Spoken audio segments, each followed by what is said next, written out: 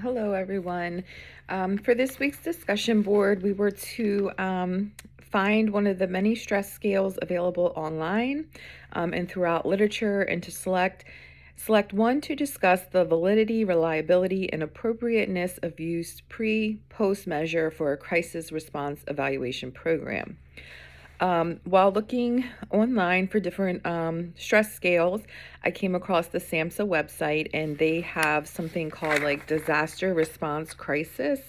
So it's just different. It's called Disaster Technical Assistance Center. And so what that does is it kind of just goes over the stress experienced from people who work in high crisis situations or with clients who experience traumatic events routinely, and then how can programs and staff members keep themselves from experiencing vicarious trauma or burning out from the stress and the trauma that they're exposed to so routinely. So overall, what was found on the SAMHSA website was that while programs, have different trainings and plannings and implementations for their staff member, one key component I found was that they were really highlighting the need for education about stress and for each professional to have their own, like, kind of self-awareness to what may trigger him or her to experiencing stress, and then how they manage their stress. So practicing like a stress management routine, and then just being aware of like their own trauma and how that may show up in their professional work. So with that thought of mine, I kind of was doing some more research, and I came across this scale called Professional Quality of Life Scale. So according to the Professional Quality of Life, their quality of life scale is the most commonly used measure of the negative and positive effects of helping others who experience suffering from trauma. So it has subscale categories, three of them. One is compassion fatigue, burnout, and then compassion satisfaction. So what this scale does is it focuses on the last 30 days of work for the professional, and it just sort of measures what symptoms they were experiencing. So when I look at this scale online, it's a 3-page kind of self-administered scale, kind of to help professionals just have self-awareness for maybe how they're feeling, if they haven't already identified that maybe something's going on. So what it does is, like I said, it goes over 3 categories: compassion, satisfaction, burnout, and then compassion fatigue. There are several questions in each category, and the professional would kind of just answer 1 through 5, depending on the experience of the symptom. Once you complete it, you total up your scores, and depending on your score, it's an indicator that you're burning out due to your exposure at work. From what I found online, most common score is around a 50 on this scale, and so they did say a score in the 50 range or higher is a good indicator that the professional is burning out. While I was trying to find some literature or research to support this scale and just with its validity and reliability, what I found was that there's not a whole lot of literature that supports it being like valid.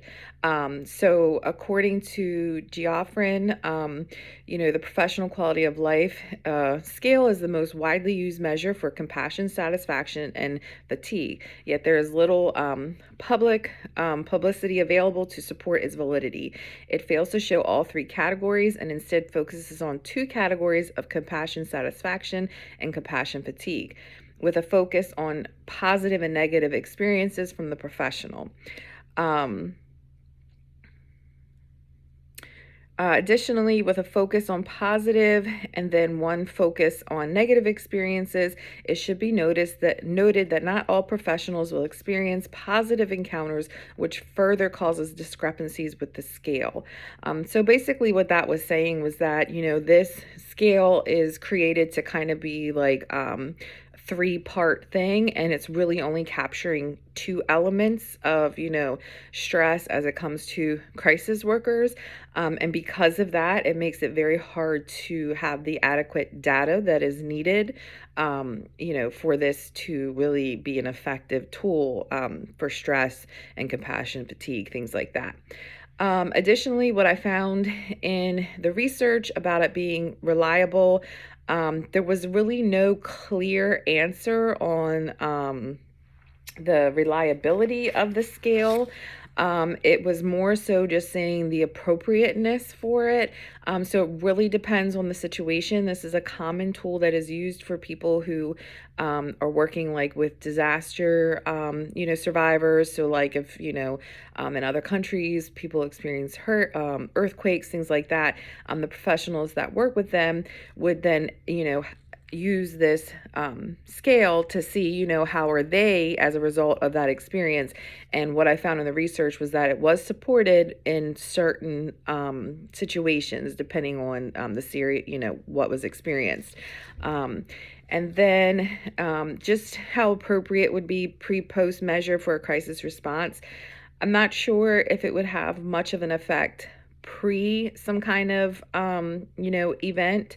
It looks like this is more something that is used like after some kind of encounter, traumatic encounter from the professional, just to kind of evaluate where they are with experiencing the trauma through the client. Overall, though, I felt like this was an interesting scale to use, just because some of the questions, as a social work student, it really made me just become more self-aware of things for myself that I wouldn't have considered that may have been bothering me that, I didn't know until I looked at this scale. So, right.